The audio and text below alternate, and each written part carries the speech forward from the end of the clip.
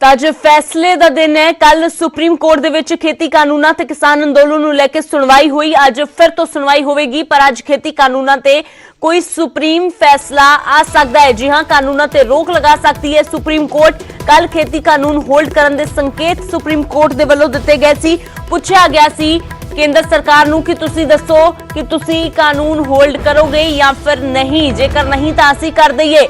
Supreme court ने कल केंद्र सरकार नूं झाड़ पाई सी ते सुप्रीम कोर्ट दे सख्त रुख तो बाद हुण सरकार भी हरकत विच आई है। केंद्र सरकार ने सुप्रीम कोर्ट दे विच हल्फनामा दायर कीता है। उस हल्फनामे दे विच लिखिया है कि खेती कानून वापस लेना सही नहीं है ते नाल ही ये भी सरकार ने अपने हल्फनामे विच कहा है कि जल्दबाजी दे विच कानून नहीं बनाए गए, बल्कि लंबे सलाह मशवरे तो बाद 2 दहाकियां दे विचार तो बाद ही ये कानून बनाए गए ने। तो फिलहाल अज की सुनवाई काफी अहम है। अज की सुनवाई के दौरान वख-वख बिंदुओं के उत्ते जो वख-वख पहलुओं के उपर चर्चा होगी, सुनवाई होगी की टिप्पणी की जाती है सुप्रीम कोर्ट के वलों। क्योंकि जेकर सुप्रीम कोर्ट इन्हां कानूनां दे लागू होण ते होल्ड लगाउंदा है तां फिर जिवें सुप्रीम कोर्ट ने कहा सी कि वो कमेटी बनाउणगे, पर हालांकि सुप्रीम कोर्ट दे कानूनां नूं होल्ड करन दे फैसले दा तां किसानां ने स्वागत कीता है, पर कमेटी बनाउण दी गल ते उन्हां ने कहा है कि असी किसी भी कमेटी का ना तो हिस्सा बनांगे अते ना ही किसी कमेटी सामने पेश होवांगे। हालांकि किसानां ने यह भी कहा है कि सुप्रीम कोर्ट कानून होल्ड करन दी बजाय कानून रद्द ही कर देवे तो ज्यादा वधिया होवेगा। हालांकि सुप्रीम कोर्ट ने यह गल कही है कि वो कानून रद्द करन दी गल नहीं कह रहे, क्योंकि वो सरकार अपना फैसला खुद लवेगी। सुशील पांडे मेरे सहयोगी ज्यादा जानकारी जुड़े ने। तो सुशील, कल से ज्यादा आज अहम दिन है क्योंकि आज कोई फैसला सुप्रीम आ सकता है, क्योंकि आज काफी बातें हैं, अलग अलग पहलू हैं। एक और सरकार अपना हल्फनामा दायर करके अपनी सफाई दे रही है, तो दूसरी ओर किसान ये कह रहे हैं कि सुप्रीम कोर्ट होल्ड करने की बजाय रद्द ही कर दे, कमेटी के सामने पेश नहीं होंगे, हिस्सा नहीं बनेंगे। ये भी किसानों ने साफ कर दिया है। आप सही कह रही हैं कि ये फिलहाल किसानों की तरफ से बातें निकल के आ रही हैं कि सुप्रीम कोर्ट ने जो एक राय दी है कि एक कमेटी बना दी जाए जो इस पूरे समस्या का समाधान खोजे और तब तक कानून लागू करने पर रोक लगा दिया जाए। लेकिन बावजूद इसके जो जानकारी मिल रही है वो यही है कि किसान कमेटी जो सुप्रीम कोर्ट अगर गठित करती है तो उसके सामने या उसमें शामिल नहीं होंगे, ये एक बड़ी असमंजस की स्थिति होगी। हालांकि केंद्र सरकार ने एक बार फिर से सुप्रीम कोर्ट को हलफनामा दाखिल करके ये बताने की कोशिश की है कि जो किसान कानून है वो किसानों के लिए हितकारी है और इस कानून से किसानों को फायदा है। सरकार ने किसानों को मनाने की हर भरसक कोशिश की है, किसानों की तरफ से जो कोशिश है वो नहीं की जा रही है, यानी कि सरकार हमेशा किसानों के हित के लिए तैयार है और इसीलिए प्रधानमंत्री के द्वारा भी बार बार किसानों के इस किसान बिल को लेकर जानकारी दी जा रही है। सबसे महत्वपूर्ण बात, सब सुप्रीम कोर्ट ने कल एक बड़ी टिप्पणी करते हुए अमृत ये कहा था कि जो कानून है वो कानून बिना डिस्कशन के बनाया गया है और सुप्रीम कोर्ट ने पूछा था कि इस कानून को बनाने से पहले आपने किससे राय ली है, उसका भी जवाब केंद्र सरकार ने अपने हलफनामे के तौर पर दिया है। उन्होंने कहा है ये कानून पिछले 2 दशकों के विचार और विमर्श करने के बाद बनाया गया है। किसी भी कानून को बनाने के पीछे एक डिस्कशन किया जाता है, विचार विमर्श किया जाता है, उसके बाद कानून का मसौदा तैयार किया जाता है। तो सुप्रीम कोर्ट में केंद्र सरकार ने यह भी बताया है कि किस तरह इस कानून को बनाया गया है और सुप्रीम कोर्ट में ऑन रिकॉर्ड सरकार ये भी बताने की कोशिश कर रही है कि सरकार लगातार कोशिशें कर रही है किसानों को बनाने के लिए, क्योंकि सुप्रीम कोर्ट ने कल सरकार की कड़ी आलोचना की थी और ये कहा था कि आपके द्वारा किए गए प्रयास निरर्थक हैं और हम आपके द्वारा किए गए प्रयास से असंतुष्ट हैं। तो इसीलिए सुप्रीम कोर्ट में केंद्र सरकार ने भी ये बताया है कि सरकार के द्वारा बार बार प्रयास किया जा रहा है लेकिन किसानों की तरफ से इस मामले में कोई पहल नहीं की जा रही है और ऐसे में सुप्रीम कोर्ट को पैरेलल सोचना चाहिए। कल सुप्रीम कोर्ट ने केंद्र सरकार की किसी भी दलील को नहीं सुना और अमृत, जहां तक मुझे याद है पहली बार चीफ जस्टिस इतने गुस्से में दिखे थे और अटॉर्नी जनरल की किसी भी दलील को मानने के लिए तैयार नहीं थे।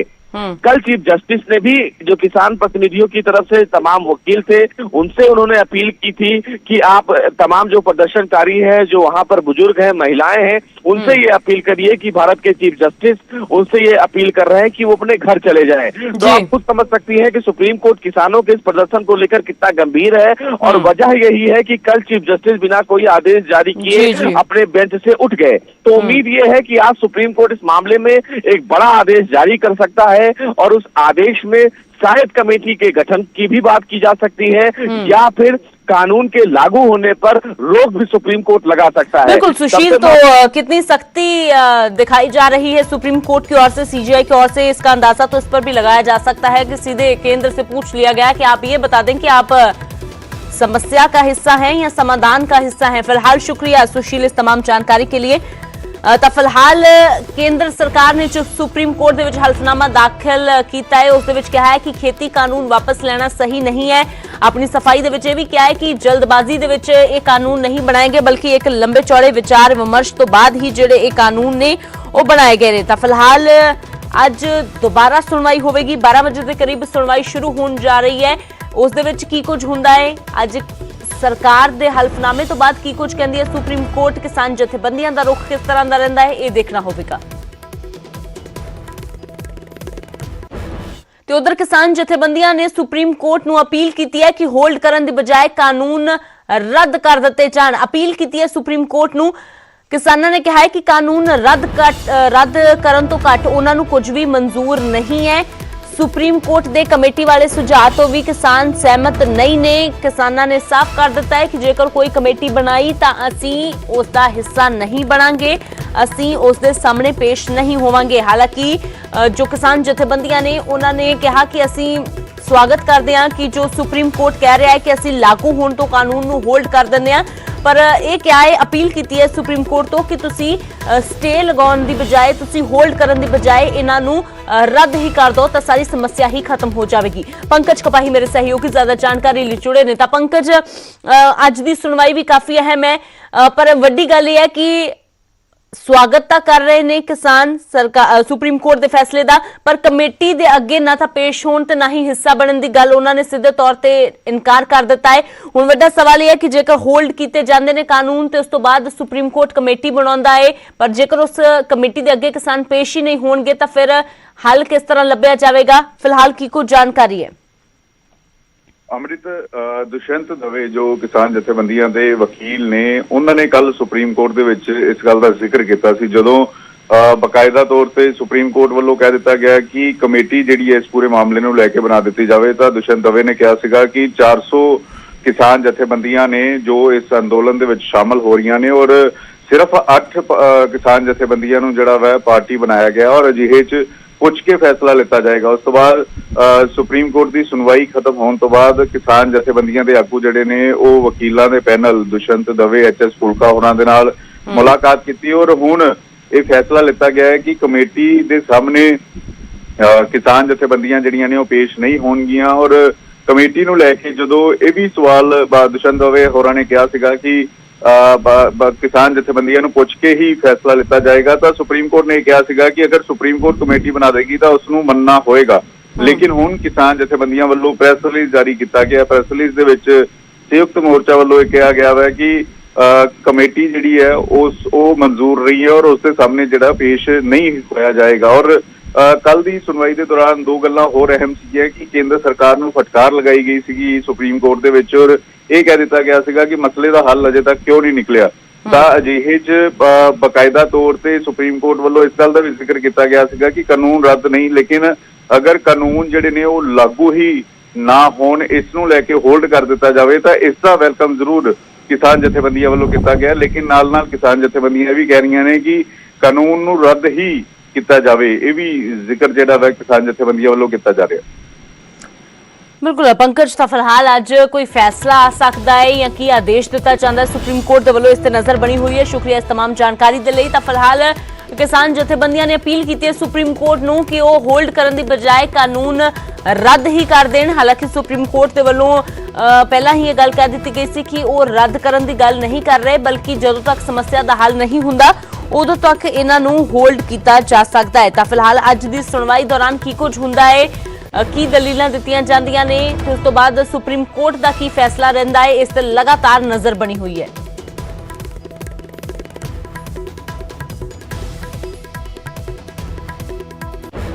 ਤੇ ਉਧਰ ਕਿਸਾਨਾਂ ਦੇ ਵੱਲੋਂ ਜੋ 26 ਜਨਵਰੀ ਨੂੰ ਟਰੈਕਟਰ ਮਾਰਚ ਕੀਤਾ ਜਾਣਾ ਹੈ, ਉਹ ਵੀ ਸਰਕਾਰ ਦੇ ਲਈ ਪਰੇਸ਼ਾਨੀ ਦਾ ਸਬਬ ਬਣਿਆ ਹੋਇਆ ਹੈ। ਇਸੇ ਲਈ ਕਿਸਾਨਾਂ ਦੇ ਟਰੈਕਟਰ ਮਾਰਚ ਦੇ ਖਿਲਾਫ ਵੀ ਸਰਕਾਰ ਸੁਪਰੀਮ ਕੋਰਟ ਪਹੁੰਚ ਗਈ ਹੈ। ਟਰੈਕਟਰ ਮਾਰਚ ਖਿਲਾਫ ਸੁਪਰੀਮ ਕੋਰਟ ਦੇ ਵਿੱਚ ਪਟੀਸ਼ਨ ਦਾਖਲ ਕੀਤੀ ਗਈ ਹੈ। ਕਿਸਾਨਾਂ ਦੇ ਟਰੈਕਟਰ ਮਾਰਚ ਤੇ ਰੋਕ ਲਗਾਉਣ ਦੀ ਮੰਗ ਸਰਕਾਰ ਨੇ ਕੀਤੀ ਹੈ। ਸਰਕਾਰ ਨੇ ਕਿਹਾ ਕਿ ਵਿਰੋਧ ਦੇ ਨਾਮ ਤੇ ਦੇਸ਼ ਨੂੰ ਸ਼ਰਮਸਾਰ ਨਹੀਂ ਕੀਤਾ ਜਾ ਸਕਦਾ। ਦੱਸ ਦਈਏ ਕਿ 26 ਜਨਵਰੀ ਨੂੰ ਕਿਸਾਨਾਂ ਨੇ ਟਰੈਕਟਰ ਮਾਰਚ ਕੱਢਣ ਦਾ ਐਲਾਨ ਕੀਤਾ ਹੈ ਤੇ ਇਸ ਮਾਰਚ ਨੂੰ ਰੋਕਣ ਦੇ ਲਈ ਜੋ ਪਟੀਸ਼ਨ ਸਰਕਾਰ ਵੱਲੋਂ ਪਾਈ ਗਈ ਹੈ, ਉਸ ਪਟੀਸ਼ਨ ਤੇ ਅੱਜ ਸੁਪਰੀਮ ਕੋਰਟ ਦੇ ਵਿੱਚ ਸੁਣਵਾਈ ਹੋ ਸਕਦੀ ਹੈ। ਹਾਲਾਂਕਿ ਸੁਪਰੀਮ ਕੋਰਟ ਨੇ ਪਹਿਲਾਂ ਕਿਹਾ ਸੀ ਕਿ ਉਹ ਕਿਸੇ ਨੂੰ ਪ੍ਰਦਰਸ਼ਨ ਕਰਨ ਤੋਂ ਨਹੀਂ ਰੋਕ ਸਕਦੇ, ਇਹ ਹਰ ਕਿਸੇ ਦਾ ਮੌਲਿਕ ਅਧਿਕਾਰ ਹੈ, ਪਰ ਪ੍ਰਦਰਸ਼ਨ ਕਰਨ ਦੀ ਜਗ੍ਹਾ ਉਹ ਜ਼ਰੂਰ ਦੱਸ ਸਕਦੇ ਨੇ। ਤਾਂ ਕਿ ਅੱਜ ਉਸ ਟਰੈਕਟਰ ਮਾਰਚ ਨੂੰ ਨਾ ਕਰਨ ਦੇ ਲਈ ਕੋਈ ਫੈਸਲਾ ਆਉਂਦਾ ਹੈ ਜਾਂ ਜਗ੍ਹਾ ਬਦਲਣ ਦੇ ਲਈ। ਹਾਲਾਂਕਿ ਕਿਸਾਨ ਜਥੇਬੰਦੀਆਂ ਦੇ ਵਕੀਲਾਂ ਨੇ ਪਹਿਲਾਂ ਵੀ ਸਾਫ਼ ਗੱਲ ਕਰ ਦਿੱਤਾ ਸੀ ਕਿ ਉਹ ਸਰਕਾਰ ਦੇ ਪ੍ਰੋਗਰਾਮ ਦੇ ਵਿੱਚ ਕਿਸੇ ਤਰ੍ਹਾਂ ਦੀ ਕੋਈ ਖਲਲ ਪੈਦਾ ਜਾਂ ਕਿਸੇ ਤਰ੍ਹਾਂ ਦੀ ਕੋਈ ਰੁਕਾਵਟ ਨਹੀਂ ਪੈਦਾ ਕਰਨਗੇ, ਨਾ ਹੀ ਪਰੇਡ ਨੂੰ ਕਿਸੇ ਤਰ੍ਹਾਂ ਡਿਸਟਰਬ ਕੀਤਾ ਜਾਵੇਗਾ, ਬਲਕਿ ਆਪਣਾ ਟਰੈਕਟਰ ਮਾਰਚ ਕਿਸਾਨਾਂ ਵੱਲੋਂ ਵੱਖਰੇ ਤੌਰ ਤੇ ਕੱਢਿਆ ਜਾਵੇਗਾ। ਪਰ ਫਿਲਹਾਲ ਕਿਸਾਨਾਂ ਦੀ ਇਸ ਦਲੀਲ ਦੇ ਨਾਲ ਸੁਪਰੀਮ ਕੋਰਟ ਕਿਸ ਤਰ੍ਹਾਂ ਦਾ ਇਤਫਾਕ ਰੱਖਦਾ ਹੈ, ਇਹ ਅੱਜ ਦੀ ਸੁਣਵਾਈ ਤੋਂ ਬਾਅਦ ਹੀ ਸਾਫ਼ ਹੋਵੇਗਾ।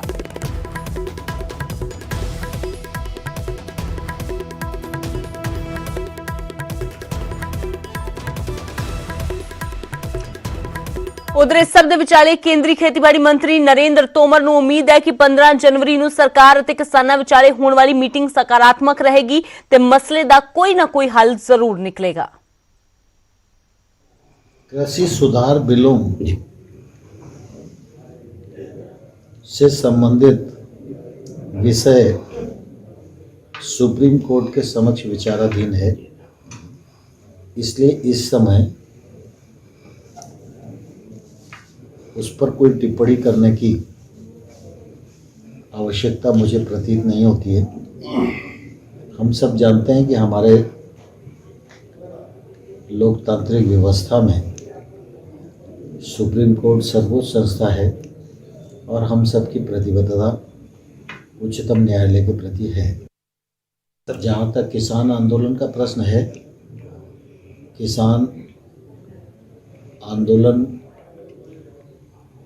के परिणाम स्वरूप सरकार के लिए जो कुछ करने योग्य था वो सरकार ने चर्चा के माध्यम से भी किया और किसानों की बात को समझकर जो आवश्यक संशोधन किए जा सकते हैं उन पर भी सरकार ने विचार करने का प्रस्ताव किसान यूनियन के समक्ष रखा।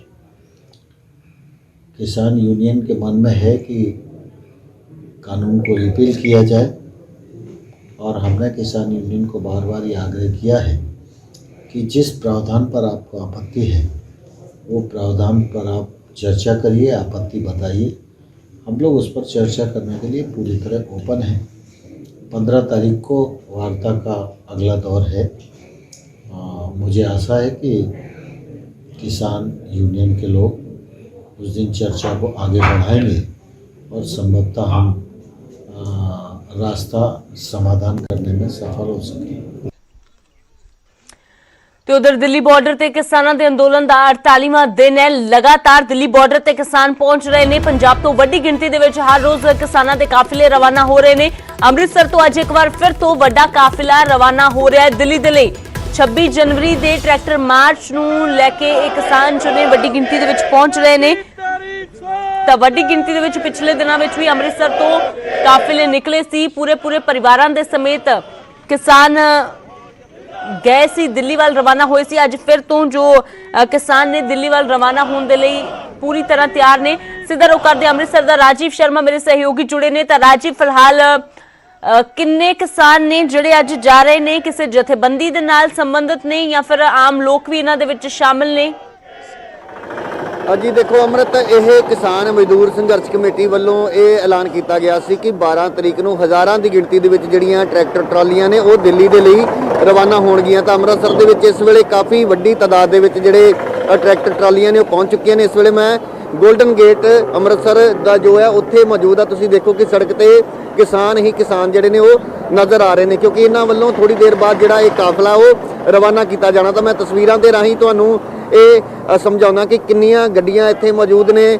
ਇੱਥੇ ਤੁਸੀਂ ਦੇਖੋ ਕਿ ਟਰੈਕਟਰ ਟਰਾਲੀਆਂ ਤੋਂ ਇਲਾਵਾ ਇਸ ਤਰੀਕੇ ਦੀਆਂ ਜਿਹੜੀਆਂ ਛੋਟੀਆਂ ਗੱਡੀਆਂ ਨੇ ਉਹਨਾਂ ਦੇ ਵਿੱਚ ਵੀ ਪੂਰੀ ਤਿਆਰੀ ਜਿਹੜੀ ਹੈ ਕਿਸਾਨਾਂ ਵੱਲੋਂ ਕੀਤੀ ਗਈ ਹੈ। ਟਰਾਲੀਆਂ ਦੇ ਵਿੱਚ ਸਾਰੇ ਪ੍ਰਬੰਧ ਜਿਹੜੇ ਨੇ ਉਹ ਮੁਕੰਮਲ ਕੀਤੇ ਗਏ ਨੇ, ਕਿਉਂਕਿ ਠੰਡ ਦਾ ਮੌਸਮ ਹੈ ਤਾਂ ਠੰਡ ਤੋਂ ਬਚਣ ਦੇ ਲਈ ਵੀ ਸਾਰੇ ਪ੍ਰਬੰਧ ਔਰ ਰਾਸ਼ਨ ਦਾ ਭਾਵੇਂ ਹੋਵੇ ਜਾਂ ਖਾਣ ਪੀਣ ਦਾ ਜਿਹੜਾ ਸਮਾਨ ਹੈ ਉਹ ਵੀ ਇਹਨਾਂ ਦੀਆਂ ਟਰਾਲੀਆਂ ਦੇ ਵਿੱਚ ਮੌਜੂਦ ਹੈ। ਤਾਂ ਹਰ ਇੱਕ ਟਰਾਲੀ ਦੀ ਜਿਹੜੀ ਤਸਵੀਰ ਲਗਭਗ ਇੱਕੋ ਜਿਹੀ ਹੈ।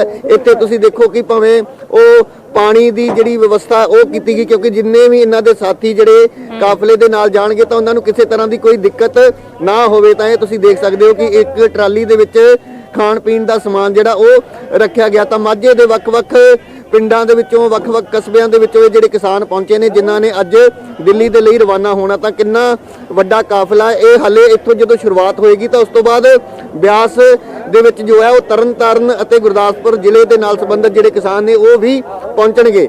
ਤਾਂ ਇੱਥੇ ਤੁਸੀਂ ਦੇਖੋ ਕਿ ਇਹ ਟਰਾਲੀਆਂ ਜਿਹੜੀਆਂ ਇੱਥੇ ਖੜੀਆਂ ਨੇ ਕੁਝ ਦੇਰ ਬਾਅਦ ਇਹ ਦਿੱਲੀ ਦੇ ਲਈ ਰਵਾਨਾ ਹੋਣਗੀਆਂ। ਤਾਂ ਮੈਂ ਹੋਰ ਵੀ ਨਾਲ ਦੀ ਨਾਲ ਤਸਵੀਰਾਂ ਵੀ ਤੁਹਾਨੂੰ ਦਿਖਾਉਣਾ ਔਰ ਨਾਲ ਜਿਹੜੇ ਇੱਥੇ ਆਗੂ ਪਹੁੰਚੇ ਨੇ ਜਾਂ ਜਿਹੜੇ ਕਿਸਾਨ ਪਹੁੰਚੇ ਨੇ ਉਹਨਾਂ ਦੇ ਨਾਲ ਵੀ ਅਸੀਂ ਗੱਲਬਾਤ ਕਰਦੇ ਹਾਂ ਕਿ ਆਖਿਰਕਾਰ ਕਿੰਨਾ ਕੁ ਵੱਡਾ ਕਾਫਲਾ ਜਿਹੜਾ ਅੱਜ ਦਿੱਲੀ ਦੇ ਲਈ ਰਵਾਨਾ ਹੋਏਗਾ। ਤਾਂ ਇਹ ਤੁਸੀਂ ਦੇਖ ਸਕਦੇ ਕਿ ਅੰਮ੍ਰਿਤਸਰ ਦਿੱਲੀ ਹਾਈਵੇ ਹੈ ਜਿੱਥੇ ਇਹ ਟਰਾਲੀਆਂ ਇਸ ਵੇਲੇ ਪਹੁੰਚ ਚੁੱਕੀਆਂ ਨੇ। ਕੁਝ ਦੇਰ ਬਾਅਦ ਹੋਰ ਇੱਥੇ ਟਰੈਕਟਰ ਟਰਾਲੀਆਂ ਆਉਣਗੀਆਂ ਔਰ ਇਸ ਵੱਡੇ ਕਾਫਲੇ ਨੂੰ ਜੋ ਹੈ ਉਹ ਅੰਮ੍ਰਿਤਸਰ ਤੋਂ ਦਿੱਲੀ ਦੇ ਲਈ ਰਵਾਨਾ ਕੀਤਾ ਜਾਏਗਾ। ਤਾਂ ਇਹ ਇੱਕ ਹੋਰ ਟਰਾਲੀ ਹੈ ਜਿਹੜੀ ਸਭ ਤੋਂ ਅੱਗੇ ਖੜੀ ਹੈ, ਇਹਦੇ ਵਿੱਚ ਵੀ ਕਿਸ ਤਰੀਕੇ ਦੀ ਤਿਆਰੀ ਕੀਤੀ ਗਈ ਹੈ। ਬਿਲਕੁਲ ਰਾਜੀਵ, ਤਾਂ ਵੱਡੀ ਗਿਣਤੀ ਵਿੱਚ ਕਾਫਲੇ ਲਗਾਤਾਰ ਦਿੱਲੀ ਰਵਾਨਾ ਹੋ ਰਹੇ ਨੇ, ਨਜ਼ਰ ਬਣੀ ਹੋਈ ਹੈ ਲਗਾਤਾਰ। ਫਿਲਹਾਲ ਸ਼ੁਕਰੀਆ ਇਹ ਤਸਵੀਰਾਂ ਦਰਸ਼ਕਾਂ ਦੇ ਨਾਲ ਸਾਂਝੀਆਂ ਕਰਨ ਦੇ ਲਈ। ਤਾਂ ਅੰਮ੍ਰਿਤਸਰ ਦੀਆਂ ਤਸਵੀਰਾਂ ਤੁਸੀਂ ਦੇਖੀਆਂ ਜਿੱਥੇ ਅੱਜ ਮਾਝੇ ਵਾਲੇ ਕਿਸਾਨ ਪਹੁੰਚ ਰਹੇ ਨੇ ਵੱਡੀ ਗਿਣਤੀ ਦੇ ਵਿੱਚ ਦਿੱਲੀ ਦੇ ਲਈ। ਹੁਣ ਤੋਂ ਕੁਝ ਦੇਰ ਦੇ ਵਿੱਚ ਕਾਫਲੇ ਰਵਾਨਾ ਹੋ ਜਾਣਗੇ ਤੇ ਉਸ ਤੋਂ ਬਾਅਦ ਰਸਤੇ 'ਚੋਂ ਬਿਆਸ ਤੋਂ ਹੋਰ ਵੀ ਕਾਫਲੇ ਹੋਰ ਵੀ ਕਿਸਾਨ ਇਹਨਾਂ ਦੇ ਨਾਲ ਜੁੜਨਗੇ।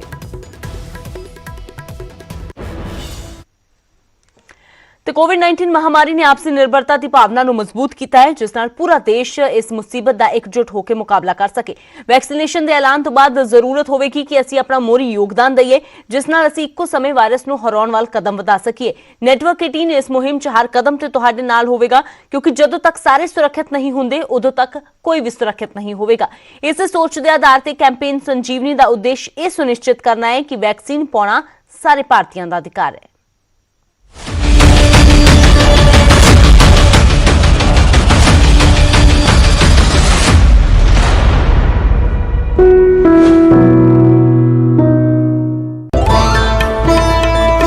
ਉਹਨਾਂ ਦਾ ਦਿਮਾਗ, ਉਹਨਾਂ ਦਾ ਜਜ਼ਬਾ ਤੇ ਉਹਨਾਂ ਦਾ ਹੌਸਲਾ ਚਟਾਨ ਜਿਹਾ ਮਜ਼ਬੂਤ ਤੇ ਪਹਾੜ ਜਿਹਾ ਉੱਚਾ ਹੁੰਦਾ ਹੈ। ਇਸੇ ਹੌਸਲੇ ਨੂੰ ਸਲਾਮ ਕਰਨ ਦੇ ਲਈ ਨਿਊਜ਼ 18 ਲੈ ਕੇ ਆ ਰਿਹਾ ਹੈ ਟੀਵੀ ਦਾ ਇੱਕ ਅਨੋਖਾ show Byju's young genius.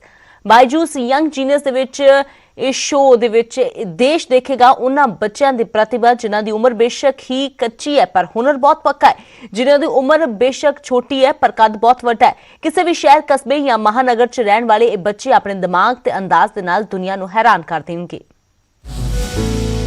Genius, young genius. ਤੇ ਇਸ ਪ੍ਰੋਗਰਾਮ ਦੇ ਵਿੱਚ ਅਸੀਂ ਦਿਖਾਵਾਂਗੇ 16 ਜਨਵਰੀ ਤੋਂ ਤੁਹਾਨੂੰ ਉਹਨਾਂ ਬੱਚਿਆਂ ਦੀ ਪ੍ਰਤਿਭਾ, ਪਰ ਉਸ ਤੋਂ ਪਹਿਲਾਂ ਤੁਹਾਨੂੰ ਮਿਲਾਨੇ ਆ ਕੁਝ ਹੋਰ ਕਮਾਲ ਦੇ ਬੱਚਿਆਂ ਦੇ ਨਾਲ ਜੋ ਸਿਰਫ 12 ਸਾਲ ਦਾ ਹੈ ਪਰ ਉਸ ਦਾ ਜਨੂਨ ਰੋਬੋਟ ਬਣਾਉਣ ਦਾ ਹੈ ਤੇ ਉਹ ਅਵਿਸ਼ਕਾਰ ਕਰਦਾ ਹੈ, ਉਸ ਰੋਬੋਟ ਦੀ ਤਕਨੀਕ ਦਾ ਇਸਤੇਮਾਲ ਵੀ ਕਰਦਾ ਹੈ। ਇੱਕ ਨਾਕਾਮੀ ਨੇ ਇਸ ਬੱਚੇ ਨੂੰ ਰੋਬੋਟ ਸਨਸਨੀ ਬਣਾ ਦਿੱਤਾ। ਤੁਸੀਂ ਵੀ ਮਿਲੋ ਬੈਂਗਲੁਰੂ ਦੇ ਅਕੁਲ ਦੇ ਨਾਲ।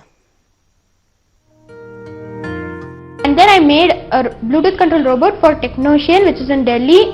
It was an international robotic competition. In that I messed up. The code wasn't working. I tried thrice. असफलता, ये तो सिर्फ शुरुआत है उस कहानी की जिसमें सफलता की इबारत लिखी गई। ये है अकुल, जो कर्नाटक की राजधानी बेंगलुरु के एक स्कूल में पढ़ता है और रोबोटिक्स में दिलचस्पी रखता है। दिल्ली में आयोजित एक अंतर्राष्ट्रीय प्रतियोगिता में इसने ब्लूटूथ तकनीक से एक रोबोट बनाया, लेकिन वो काम नहीं कर पाया। आम बच्चा क्या, बड़े बड़े दिग्गज ऐसी असफलता से उबर नहीं पाते, लेकिन इस बच्चे ने हार मानने की बजाय जीत का एक नया इतिहास लिख दिया। Then I made the sanitizer dispenser, which I used a battery switch, 2 LEDs, a pump which was i3F7, the motor, some wires, and an IR sensor and ultrasonic sensor which is inside, which can dispense sanitizer. देखिए, अकुल इस automatic sanitiser machine से sanitiser निकाल कर दिखा रहा है। ये तो महज शुरुआत है। सुनिए इसके बाद अकुल ने क्या क्या इजाद किया है। I made automatic garage, automatic gas sensor, and then automatic street lights, which was I got first prize, and I got many prizes in this robotics. अकुल को एक नहीं कई मेडल्स मिले हैं और इसकी वजह है रोबोटिक्स में उसकी दिलचस्पी, जिसकी शुरुआत बचपन से ही हो गई थी। Started to have an interest with robotics in a very early age of 6 or 7 when it started in his school. When he was in 3rd standard and during his last set, they started to give him breadboard, wire and all that. With the help of breadboard and wire, he could connect LEDs. Then he started to love about robotics. सिर्फ माँ ही नहीं, उस teacher ने भी मुलाकात के शुरुआती दिनों में ही अकुल की प्रतिभा को पहचान लिया था। We are in this field from past 10 years and we serve more than 10,000 students. We help them to bring their creativity into reality. During this journey we meet Akul. We observe that Akul is not similar like other students. ये तो सिर्फ आगाज है। अकुल robotics engineer बनना चाहता है और ऐसा एक रोबोट बनाना चाहता है जिसे इंसान अपनी उंगलियों के इशारे पर चला सके। ਤਾਂ ਬੱਚੇ ਵਾਕਈ ਕਮਾਲ ਦੇ ਨੇ ਤੇ ਅਜਿਹੇ ਨਾ ਜਾਣੇ ਹੋਰ ਕਿੰਨੇ ਜੀਨੀਅਸ ਬੱਚੇ ਸਾਡੇ ਆਸ-ਪਾਸ ਹੀ ਮੌਜੂਦ ਨੇ। 16 ਜਨਵਰੀ ਤੋਂ ਨਿਊਜ਼ 18 ਲੈ ਕੇ ਆ ਰਿਹਾ ਹੈ ਅਜਿਹੇ ਹੀ ਅਨੋਖੇ ਬੱਚਿਆਂ ਦਾ ਹੈਰਾਨ ਕਰ ਦੇਣ ਵਾਲਾ ਸ਼ੋਅ। ਜਨੂਨ, ਦਿਮਾਗ ਤੇ ਹੌਸਲਾ ਤੇ ਵੱਡੀ ਹਸਤੀਆਂ ਦੇ ਨਾਲ ਦੇਖੋ ਇਹਨਾਂ ਦੀ ਜੁਗਲਬੰਦੀ। Byju's young genius news 18 Punjab, Haryana, Himachal ਤੇ ਸ਼ਨੀਵਾਰ ਸ਼ਾਮ 7:30 ਵਜੇ ਤੇ ਐਤਵਾਰ ਦੁਪਹਿਰ 12:30 ਵਜੇ।